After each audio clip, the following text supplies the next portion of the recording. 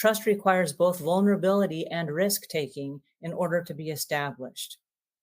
Whoa, the word vulnerability is in there. I don't like the word vulnerability. That means that I might get hurt.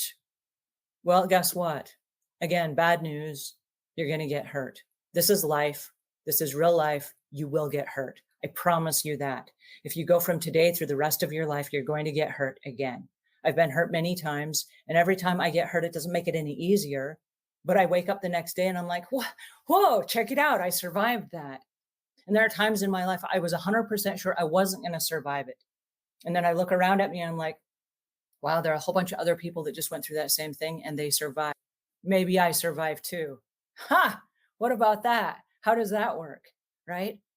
So there are things we can do, but one of them is going to require us to be vulnerable.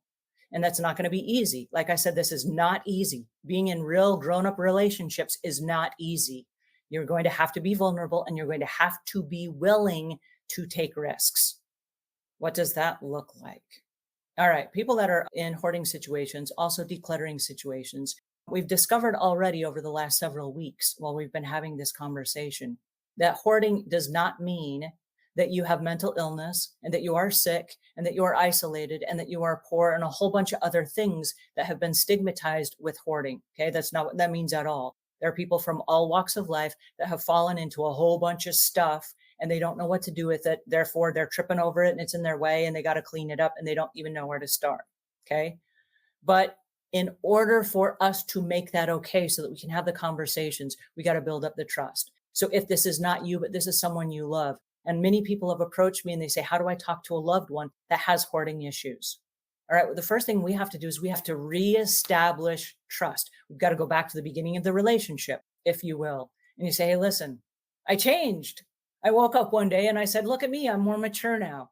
And so I've been going back through my life and I've been looking at the things that didn't work out for me. And one of them was a conversation that I had with you when I hurt your feelings. I can't believe I did that. That was really childish of me. And now I'm more mature and I would like to start over again. And I would like to have a new conversation.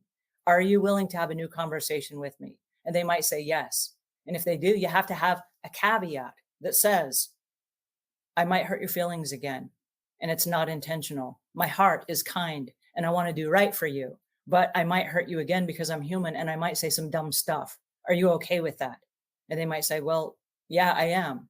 Okay, great. Let's start completely over again from scratch, right? That sounds like a really weird conversation to have, but we can't help anyone if they don't trust us. And we can't help anyone unless we are willing to trust them.